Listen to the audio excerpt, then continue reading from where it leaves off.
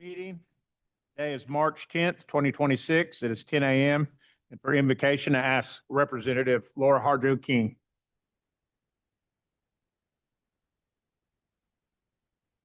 Our gracious Heavenly Father, the Lord, we come to you. All your blessings, watch care over us. Ask for your light into all of the issues. Pray for this week. Thank you again for all that you do for us. Legislative Clerk April Lindsey, roll call, please. Mary Crawford, excused. Laura Harjo King. Charles McHenry. Here. Thomasine Osborne. Present. Daryl Proctor. Here. There you got 4 present and 1 excused. We have 4 present, 1 excused. All business will be official. We go to approval of minutes. Minute to look over the minute. May I get a motion, please?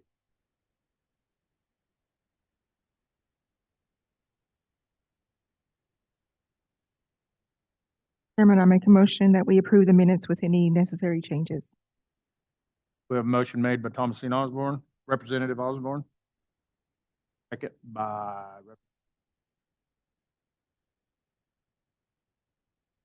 We'll call that, please. Thomasine Osborne. Yes. Daryl Proctor. Yes. Laura Harjo King. There you got 3 in favor and 0 against. We have 3 in favor, 0 against. That passes. Now to order of business. We have TR 26-014, tribal resolution of the Muskogee Creek Nation authorizing the principal chief to submit a grant application to the U.S. Department of Labor, Employment and Training Administration Youth Build 2025 grant for the benefit of Employment and Training Department. Sponsor, Representative Laura Harjo King. Motion has been made for due pass. Second. Second by Representative Osborne. Discussion?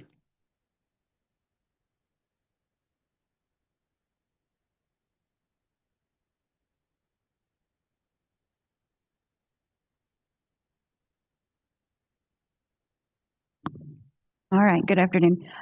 So this grant that we're wanting to submit is going to provide an additional $1 million to the Employment and Training Department for working with our underserved and underprivileged youth. Ideally, we are to recruit 45 youth between the ages of 16 to 24 to help them obtain a GED and then put them on a path for a successful career path. This grant also requires a match of roughly 40%. When we spoke with the grants department yesterday, we currently have staff on board instead of creating new positions that we could potentially use those salaries and fringes in kind to support the 40% match. Any questions from representatives? Any questions from representatives online? Roll call vote, please. Laura Harjo King. Thomasine Osborne. Yes. Daryl Proctor. Yes. There you got 3 in favor and 0 against. We have 3 in favor, 0 against. That motion has been approved.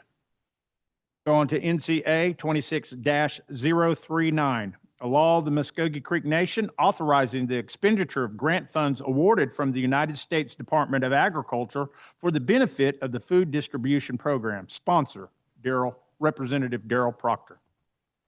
Chair, motion for due pass. We have a motion to do pass. May I get a second? Second, Representative Osborne. Discussion, please. Discussion. I believe we have someone here to discuss the grant award.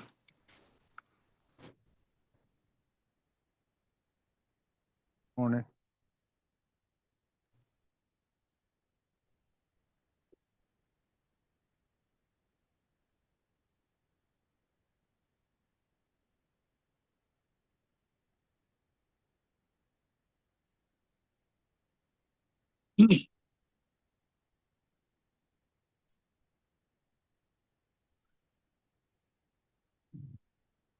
Thank you, sir. I'm sorry. Do I need to repeat any of that? So that's what this grant was for. Thank you very much. Are there any questions from representatives in person? Representatives online or in the audience? There are no questions. Roll call vote, please. Darrell Proctor, Yes. Laura Harjo King, Yes. Thomasine Osborne. Yes. Chair, you got 3 in favor and 0 against. We have 3 in favor, 0 against. That motion has been approved. Next, we go to NCA 26-040, a law of the Muskogee Creek Nation amending MCNCA Title 20, Chapter 1, entitled Administrative Management. Sponsor, Representative Darrell Proctor. Chair, motion for due pass. We have a motion for due pass. We have a second by Representative Osborne. Discussion. I believe we have Ms. Carmen Tecumseh online. If you're able to speak on this, please. I am. Good morning. Thank you. Good morning. We are in the process of doing several code changes. One of those happens to be with our elder services. It felt pretty immediate. It was an oversight. It has been an oversight for many, as long as we've been practicing elder services. And so we felt like that we needed to address the changes immediately. I did converse and discuss that with our Attorney General's office. I believe Mr. Eastman Holloway is there. I'm not sure if he has any other to add to that. But if you have any questions, I can take those. Is there anything you'd like to add to that, Mr. Eastman? Okay, I believe we're fine. Any questions? Questions from representatives in the audience or representatives online? There are no questions. Roll call vote, please. Darrell Proctor, Yes. Laura Harjo King, Yes. Thomasine Osborne. Yes. Chair, you got 3 in favor and 0 against. We have 3 in favor, 0 against. That motion has been approved. Mado. Thank you. Next, we go to NCA 26-041, a law of the Muskogee Creek Nation amending MCNCA Title 19 5-012 entitled Leave of Absence Required for the Muskogee Creek Nation Employees. Sponsor, Representative Darrell Proctor. Chair, motion to postpone 1 month. We have a motion to postpone for 1 month. May I get a second? We have a second from Representative Osborne. Chair, this Darrell. Mr. Proctor, yes, sir. Yes, I spoke with Chief and also received an email from the Sarah Barnett committee chair, and they asked for this postponement, and he said he will be getting with the committee also, and that for this month, and then we'll go over any of the details. So we'll discuss it in next month's meeting. Thank you, sir. Roll call vote. Darrell Proctor, Yes. Laura Harjo King, Yes. Thomasine Osborne. Yes. Chair, you got 3 in favor and 0 against. We have 3 in favor, 0 against. That motion has been approved. Next, we move on to other business. We have an update from the Health Systems Secretary of Health, Mr. Shawn Terry.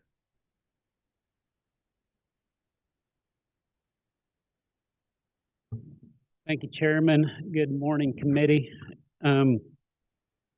You have in your packet today a little bit different of a format than what I usually provide to you guys. I'm trying to make this report the most beneficial to you. I have asked all of the administrators and program directors is what I believe you guys, what should be important to you is what's happening in your communities at these community centers. Give us important phone numbers, tell us if there's new providers, if there's new projects that they're doing, if they're attending community members. So I really want your feedback when we get, as we're going through this, because ultimately I want to provide what's the most meaningful to you. So as you're reading through this month, please give me that feedback. We started out the first page on clinic volume. You'll see in those columns how many visits that we had that month at each facility, and in the dark blue is the missed appointments. So at Council Oak, there was 800 missed appointments. At Eufaula, 479, Coweta, 456, Muskogee, 96, Okemah, 400, Mulgee, 900. Those are just lots and lots of appointments to be missing when it's so hard sometimes to get an appointment with our providers. So one of the things that we've been researching is why does people miss appointments? And we know that one of the factors comes down to transportation. We know that the CHRs have very limited access that's out there. They're focused on our seniors and on the routine dialysis visits. So we've started talking to a company called SenderRide. And SenderRide is essentially like a medical Uber. And so what we're trying to come up with is what would it look like if our patients, if they have an appointment at one of our facilities, they could just call SenderRide, they would come out and get them and take them to our clinics and then take them home. And then SenderRide would send me the bill, not the patient. We think that just financially, with the amount of money that we lose on missed appointments, that this could potentially pay for itself. So we are trying to find a solution there for these missed appointments. And hopefully even those that, if they have a referral in Tulsa and they're going to another facility, what would that look like as well? So we're trying to solve that problem. On down the page, we have our colonoscopies and our mammograms, which, as you guys know, is at the top of our strategic plan on trying to cut down on colon cancer and breast cancer. And so you'll see that we have provided those numbers. Following that, you're going to see what I spoke about on the format change. There's a page there from Coweta Indian Center. They're going to have some important phone numbers on there. I think one of the newer things you'll see is under dental. We have Dr. Williams, who's a new pediatric dentist in that community, and they're going to provide the number on how you can access that pediatric dentist. We've had tremendous feedback on Dr. Williams. He was one of the physicians at Claremore Indian Hospital when the Cherokees took over that facility, and they didn't hire him back. And so we were able to come to an agreement, and he came over to us. And so he's been really, really good at the clinic. And then he's been performing all of his dental surgeries at Council Oak, and it's worked out extremely well. The nurses, the surgery nurses like him, and that's hard to get surgery nurses to like you. So that's a huge compliment when they do that. On the next page is Sapulpa, and of course, down at the bottom, you're going to see where they talked about the We Care Awards. We started the We Care Awards just because I've repeatedly have told you guys we're focused on patient experience. And so we've asked for people to give feedback on employees, and we go out and give them these awards. And then we bring them into Tulsa, and we feed them lunch and give out recognition to all the staff for if they get acknowledged for excellence in patient experience.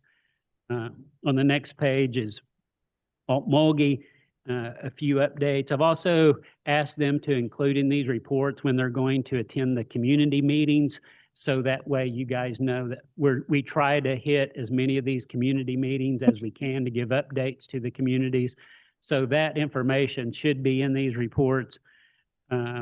There will be an update on Muskogee on the next page, and then Okemah. All of the clinics, you'll see this.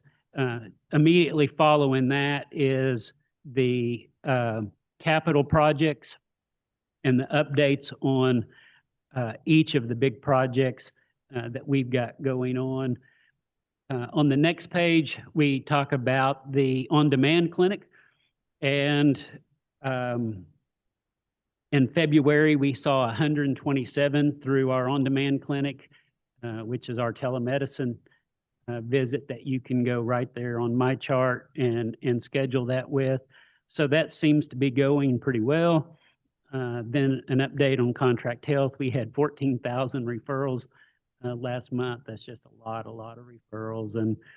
But the next page is our HR stats and some of the education updates that we've got going on. I know that we've got a meeting coming up with the Department of Education, Dr. Harjo, I think on the 13th, if she's still here. And I know that some of you, maybe Miss Osborne had talked to me about why we don't let high schoolers in the facility. Some of that was driven by HR policy, but I think we're trying to figure out how we can keep up with the trends of getting high schoolers involved in our facility. So that's coming up on March the 13th. The next page, you're going to see behavioral health, an update there. We've asked them to also include the information on the suicide hotlines and who to contact. I know that's something I get from the National Council on not every so often, is somebody in their community is dealing with a suicide crisis or something, and how do I get that number? We're going to try to keep those numbers in here in this report for you. And then there's a public health page, our patient experience page. And so anyway, we hope that all of this information is going to be meaningful, but really would like your feedback as you go through that this month. One of the things that we brought that I have here for the council to look at, we've entered to the letter of intent to start planning our assisted living center in Okemah. We've brought renderings of those buildings and what those buildings are going to look like. I'm going to be happy to have these here right after the meeting so the council can come up and go through those and ask questions if you would like to. But with that, I'll open up for questions, Chairman, if anyone has any. Thank you, Mr. Terry. Are there any questions, comments? Chairman, I don't have a question, but I have a comment. Ma'am. Mr. Terry, I wanted to thank you for the report. I know I've said that several times because I do utilize at the communities that I go to. One of the big things that I do mention during the meeting is the referrals, because, you know, we've always gotten, you know how it is with referrals, people were always saying things, how slow it is or whatever the case is. But just being able to provide those numbers, and I think they were surprised to hear the numbers that come out of contract health has been very helpful. So I try and hit on those highlights as well outside of the clinics in my area. So I appreciate it. Thank you. And to your staff as well. Thank you, ma'am. Anyone in the audience or anyone online have a questions for Mr. Terry? Comments? If not, before we move forward, I would like to just thank you too for outstanding report also, but also I go to other community meetings from time to time, but with our community meeting in Coweta, Mr. Sid Daniels is there, and he's always given an awesome report, and they bring others. This past month, they brought people from dental, and they explained a lot of things. And not only is it a great report and they answer questions, our community really likes it. And they enjoy it. But that also helps us as representative because we do receive a lot of questions about that. And when they're there to fulfill those answers and to represent the health system, it just brings almost like a calming spirit for our community members. So I thank you for that. Thank you, Chairman. Thank you, Council. Thank you, Mr. Terry. Next, we have Health Systems Finance Chief Financial Officer, Ms. Brenda Crawford, please. Good morning, Chair and committee. This morning, I would like to talk about payer mix just a moment. So the payer mix is just the different financial classes that our patients fall into. And so what I did is I looked at from 2020 up through the present, because we use internal resources, our PBCs from Contract Health, screen patients for Medicaid. We also have a company called Resource Corporation of America, because they are certified to actually sign up people for Marketplace. They work on disability, which some of you may know that takes about a year to get people on disability. So they work diligently to get people on that who qualify. So we use both of those resources to try to improve the payer mix of our patients. And so looking back from 2020 to present, the Medicare percentage has stayed pretty constant. We run about 27%, but our Medicaid has grown from 14.9 to 21%. Medicaid is a very good payer for Indian country. It's much different in the outside of that. I came from outside and I was shocked when I found out how well Medicaid pays us. So they are a very good payer for us. The commercial and Blue Cross has grown from 26 to 31%. So with these increases, that has decreased the number of patients that don't have any coverage from 30 down to 20%. So that's a huge benefit, because all of this, it not only increases the amount of money that we are able to collect on our billing, but it also decreases the amount that Contract Health has to pay. And when Contract Health has to pay less, that makes that money that we have for Contract Health just go that much further. So it's a great benefit to health all the way around. When I first came to work here in 2017, I had someone tell me better cash equals better access. And so when we have better cash, then we're able to expand the resources that we have to more specialties, more access for patients. So the financials are in the packet. Did anyone have any questions regarding the financial information that was? Questions from representatives online or in person? Have any questions? Okay. Thank you, Ms. Crawford. Thank you. Have a wonderful day. Next, we're moving on to announcement. Are there any announcements from representatives in person or any announcements from representatives online?